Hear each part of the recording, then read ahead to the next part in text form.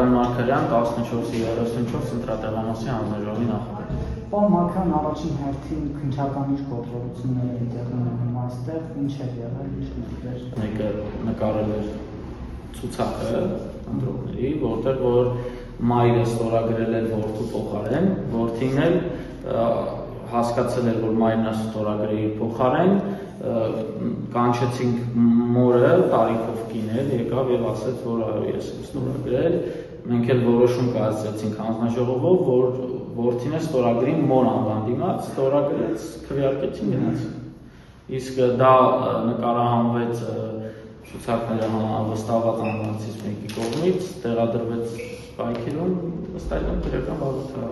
նախաձեռնել է։ Որ ուժի վստահված անձն։ Ո՞վ է տեղյակ չէ։ Իսկ ինչի հիմա եկավ, այսպես արձանագրումները այստեղ։ Այո, տեղն արձանագրությունները նայեց, հիմայցյանը մենք արձանագրել էինք դեպքը, հենց ընտրողը ինքը իր բառերով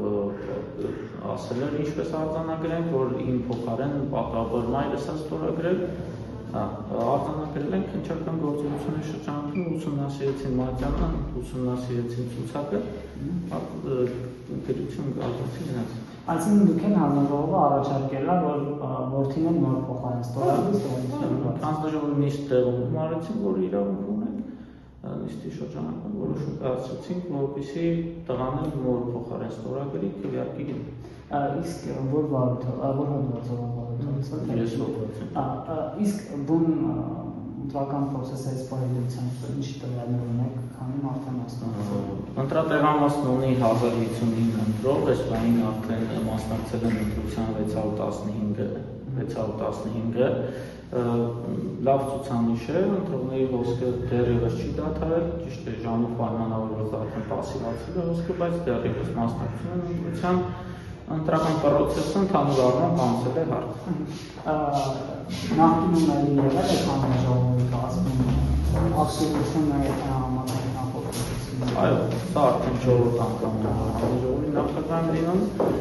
նախորդ անգամների համար նախորդը եղել եմ Փարաքարի ընտրությունում, Մերձավանում հանձնաժողովի նախագահ, այնտեղ շատ ակտիվ էր ընտրողների հոսքը 70%-ից ավելի մասնակցություն եղավ, այս պարագայում էլ համանման ընտրություններ են, ակտիվությունը հասկանալի է։